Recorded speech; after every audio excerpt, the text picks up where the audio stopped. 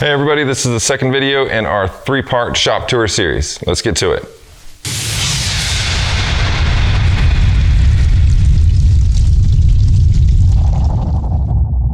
Hey everybody, thanks for watching. This is the second video in our 3-part shop tour series. If you didn't catch that first video, I will link it in the description.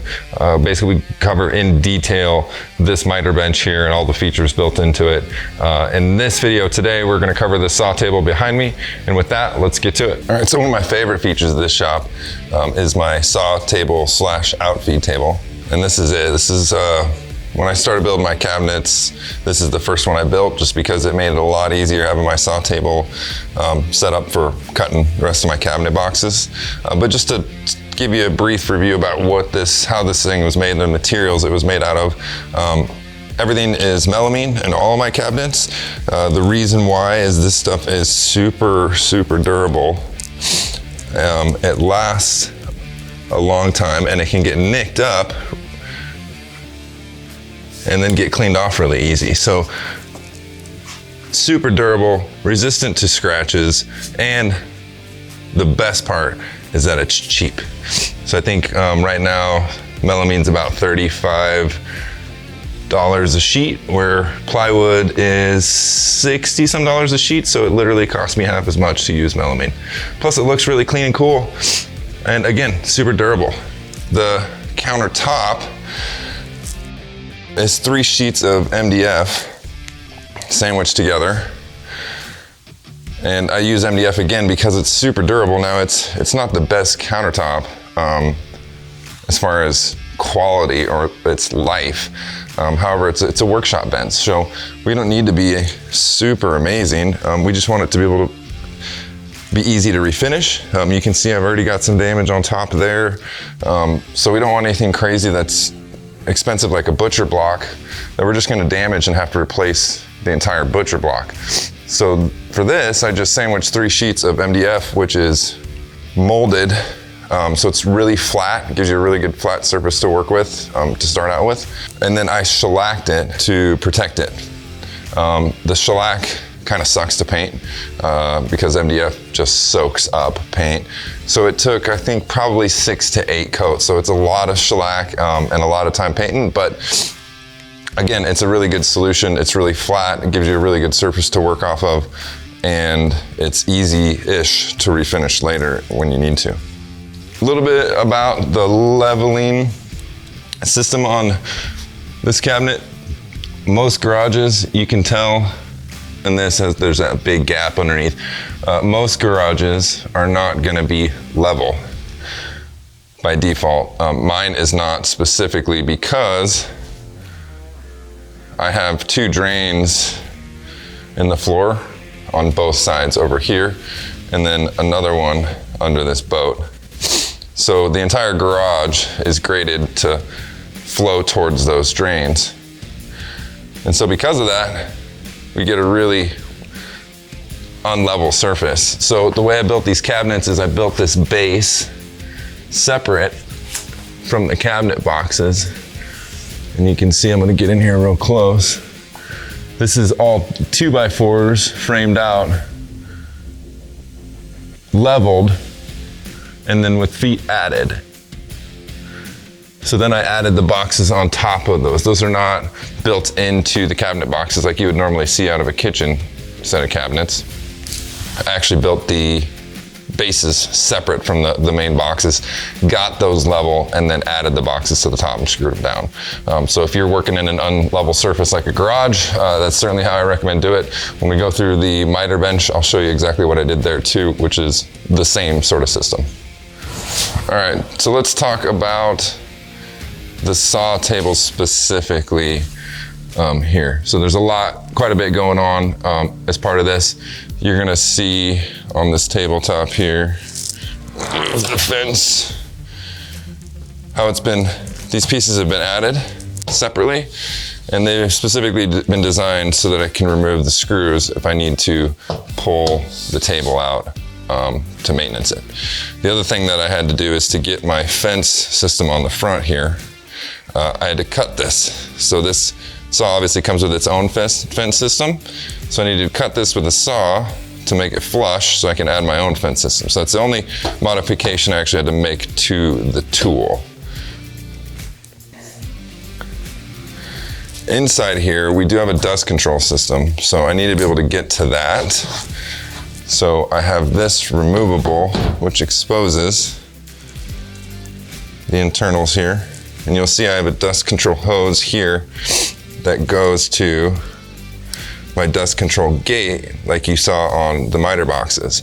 I have to work out a good system for turning this on. I haven't done that yet. This whole area is not complete, which we will be doing that together on this channel. But along with this dust gate here, which sucks the dust out of the main saw when it's running, I also have a kick sweep that you would normally see on a central vac system. So when this opens, it would clear the chamber. Now the problem with that is this box is not sealed. So there's a lot of air that comes into here still. So we need to essentially seal the front of this box, and we're gonna do that by removing these controls, covering it with plexiglass. If we have to, we'll drill a couple holes in there. And then we're gonna run some silicone seal inside the box to get it as airtight as possible. The idea is that when we turn on that box or that kick sweep, it's gonna create enough pressure inside that system or inside that enclosure to where it'll pull the dust into the kick sweep. Depending on how much air leaks, we need some sort of air draw from the front, or else it's just gonna create a pressurized system and none of that dust is gonna go anywhere. So we'll see how much air leaks from the front of this once we cover it with plexiglass.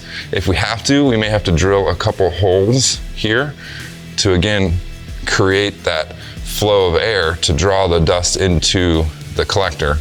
But we'll see when we get there. Again, another project we'll be doing on this channel is finishing the rest of this table. There's still quite a bit to do on this table, and getting that dust control system for the saw dialed in is definitely one of them. So the fence system is made out of MDF, along with main fence here. As you can see, I built this out, again MDF. We've got an angled edge here with a locking doohickey. I don't remember what this is called. I will link it in the description for you guys. I just got it off Amazon. This slides into the fence on the front, and then it can slide back and forth like so. And when you get it to your desired location from the blade, you just lock it down. And again, starting with that MDF top, it gives us a really flat surface to work with, so it works really, really, really well. The only problem with it is I haven't found a good measuring tape that sticks on the front here. See, it keeps falling off. But at the same time, this thing, I don't like the wood. It's not perfectly straight. So I could make some adjustments there, and that's what I'm gonna do. I'm gonna actually be removing this front fence system, and I'm gonna build a metal version out of it, so that way we know it's straight every single time. Along with the bracket on this fence, I'm gonna change over to metal. I also added on the sides, to give it some extra length for cross-cutting full sheets, 4x8 sheets, I've added these lift tables here.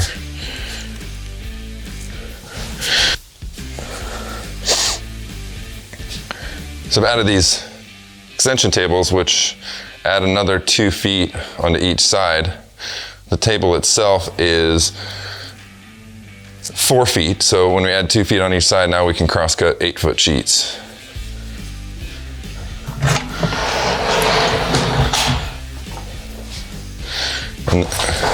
And there it is with both sides pulled out.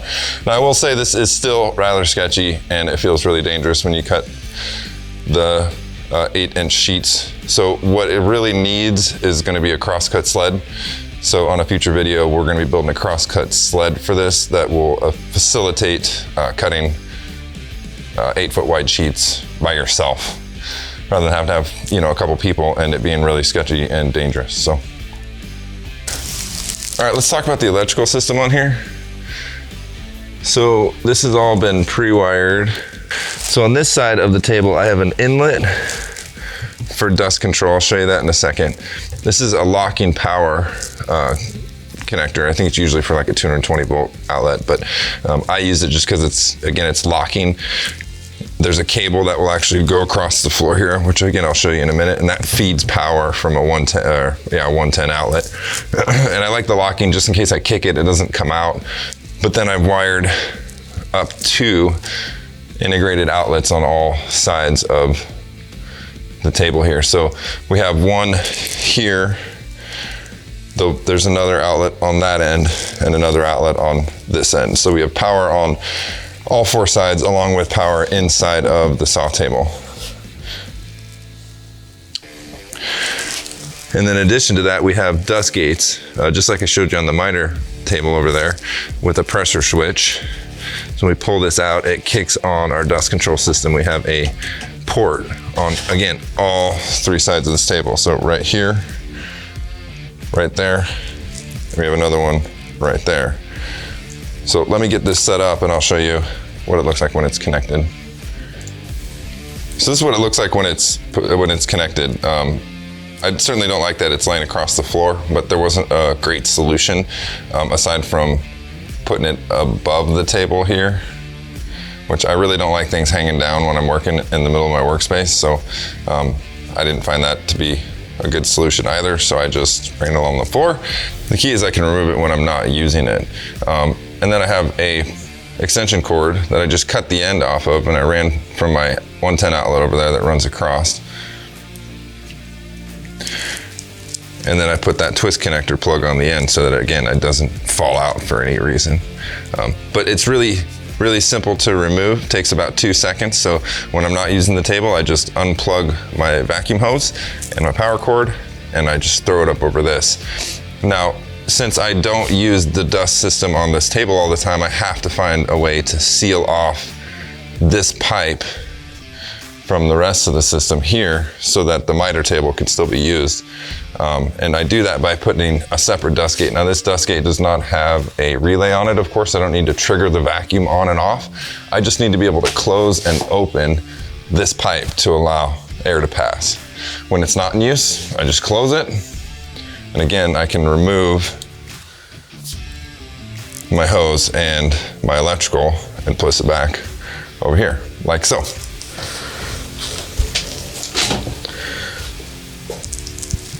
And no more trip hazard. So again, that takes just a couple of seconds. You gotta make sure that gate's closed when it's not in use. When I go to turn the table on, obviously I need to open that gate, and that will allow vacuum to pass to my table. Just give you a quick shot of these other dust gates and outlets. I got some boards on the way. I'm gonna move these out. There's my other dust gate. The other set of outlets. Now, last but not least, let's talk about the cabinet boxes I have in here. The way I've kind of separated my tools in them and what we have left to do on this table, because it's still quite a bit. So on the front here, we have just basic storage. There's more of a general storage area here with just some cabinet doors. Right now I have some vacuum hoses and things in there. On the sides, you guys are probably wondering what these vertical cabinets are for. So these pull out vertically. I have some already built for the grinder, which I'll show you in a second.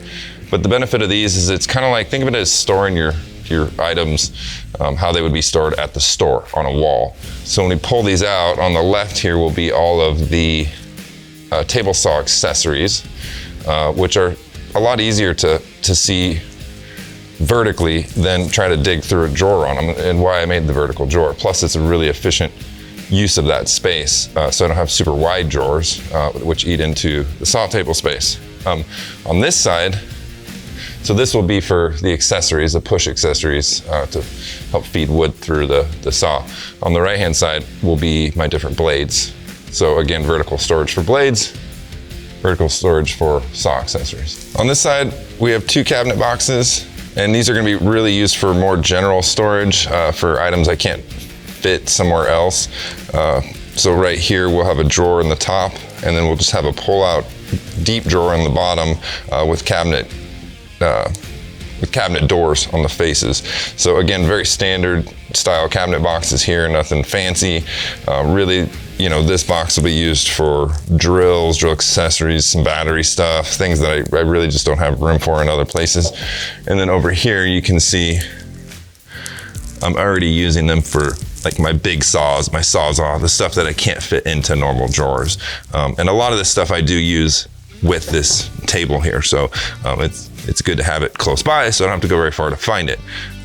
Now you can see these aren't done yet. So as part of, you know, the shop maintenance playlist on this channel, we're gonna be building these drawers together. We'll be building the cabinet doors. I'll show you how to do that along with the pull-out drawers in the bottom.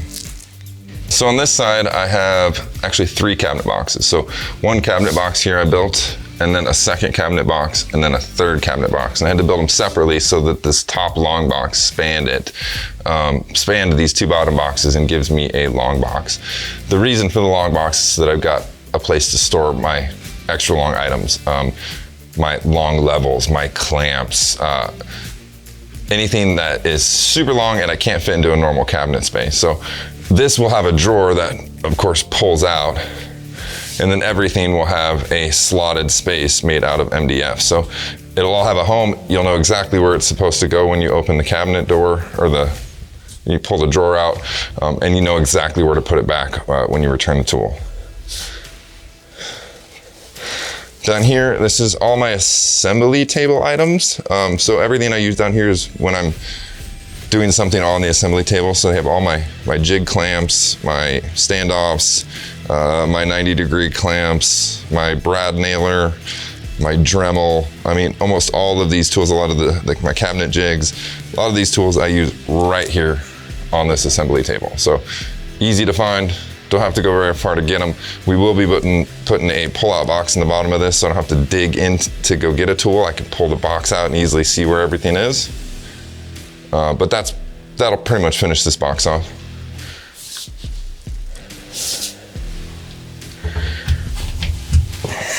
This cabinet box, as you can see, is for all my power tools. And again, it's a giant mess right now. We're gonna be, again, building this pull-out drawer as part of this channel and part of our shop maintenance series. Each of these tools aren't gonna just sit into the bottom of a drawer. Again, we'll take MDF or melamine, and we're actually gonna build placeholders for each and every tool. So when you open this thing, you'll know exactly where that saw goes when you go to put it back. There should be no thought about where it goes and how to keep it organized. It should just be smooth and easy and efficient.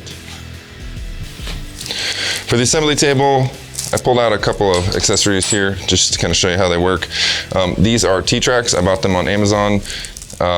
Super, super, super handy. They do need to be routed in, so I used a router to route all these out and then screwed them in. But once you have these in your table, you can buy all these cool accessories like clamps, tighten them down to hold your work pieces in place. This is just one of their clamps. This is, I really love this accessory and I use it pretty much all the time. So this slides in here, tighten it down, and now we can put our piece on top and have that gap between the countertop so we can make cuts on top of our counter table or on top of our countertop without having to set up sawhorses. So this is really, really, really handy. I love it, I use it all the time. And last but not least, these are stops so we can, if we're replicating cabinet boxes, so like if I'm building a cabinet box or anything out of wood, I can make my first version, set these in place, and kind of have it jigged out to when I go to build my second or third or fourth version of that cabinet box. I don't have to remeasure, I don't have to reset up my jig table. It's all ready to go. Slap down the piece of wood, screw everything together, pull it out, and move on to the next one. So really super efficient. I recommend putting T-track everywhere you can. They will make your life so much easier. All right, everybody, that pretty much wraps up the video for today. Next video, we're gonna talk about our dust control system in the shop, the welding setup, the blacksmith setup, my welding table, my ceiling hoist, the electrical system, so all the other ins and outs of the shop that I think would benefit you guys. So thanks for watching. Make sure you hit that like and subscribe button so you get notifications on when the next video drops. Thanks.